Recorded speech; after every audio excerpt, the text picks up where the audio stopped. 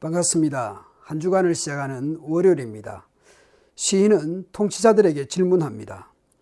너희 통치자들아, 너희가 바른 말을 하고 있느냐?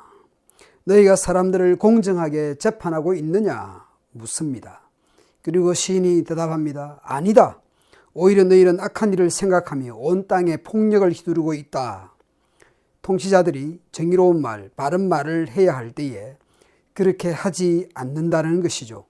공정하게 재판해야 될 지도자들이 그렇게 하지 않고 있다는 것입니다. 정의로워야 할 사법부가 불공정하고 불의하다고 고발합니다. 상식과 정의가 무너지고 있다는 것이죠. 그 지도자들이 악한 일을 생각하며 폭력을 휘두르고 있습니다. 재판을 정의롭게 하지 않을 때에, 지도자가 정의롭지 않을 때에 그것은 폭력입니다. 시인은 그들의 근본적인 문제를 제기합니다. 뱃속에서 또 태어날 때부터 뭔가 문제가 있었다라는 것이죠. 악인들은 뱃속에 있을 때부터 잘못되었으며 태어날 때부터 그 길로 나아가 거짓말을 하는구나. 과장인 것이죠. 태어난 아이가 말도 할 줄 모르는데 거짓말을 할 수 있겠습니까마는 단지 불의한, 부정한 그 재판, 그 지도자들이 단순히 지금 일어난 문제가 아니라 근본적인 문제가 있다라는 것을 지적하고 있는 것이죠. 이것은 어떻게 할 수 없는 기먹은 독사 같다고 말합니다. 회유도, 책망도, 충고도 그 어떤 것도 먹히지 않는다라는 것입니다. 그래서 시인은 표현이 과격하지만 하나님께 호소합니다.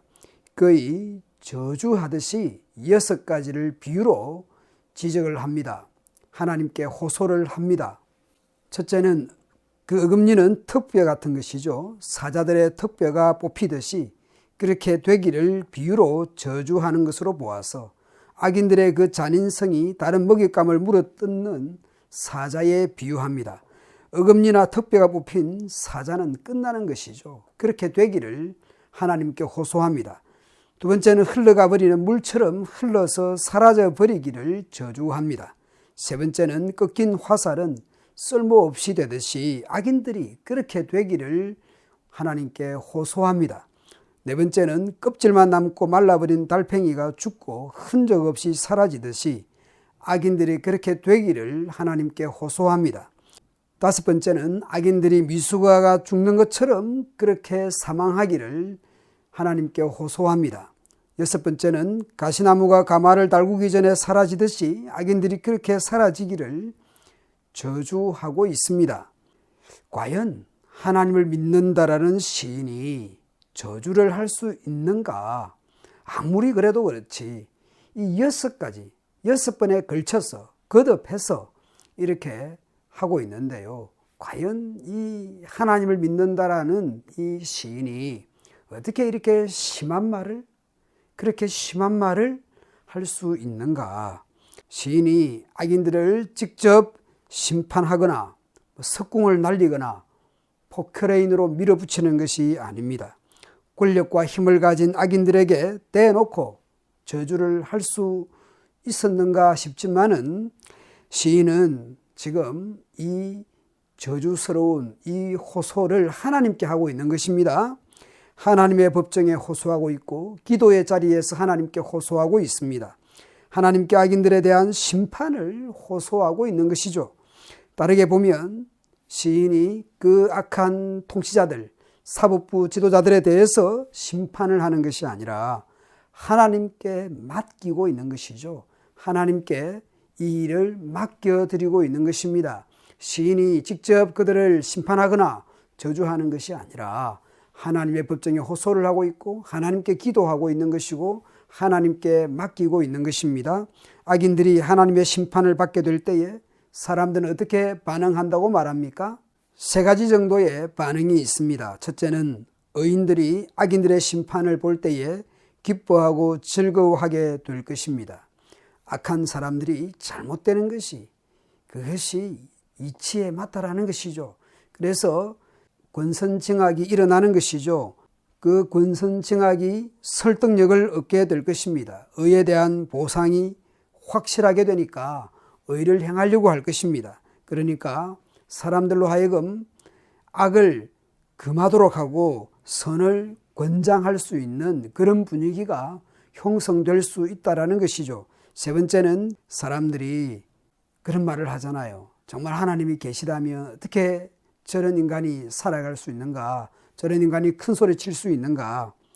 악인이 심판받는 것을 보고 악인이 잘못되는 것을 보고서 하나님이 정말로 살아계시는구나 라고 말하게 될 것이라는 겁니다. 오늘 시편은 저주하는 듯한 그런 내용이 나옵니다만은 전체적으로는 하나님의 심판에, 하나님의 주권에 맡기고 있는 것입니다.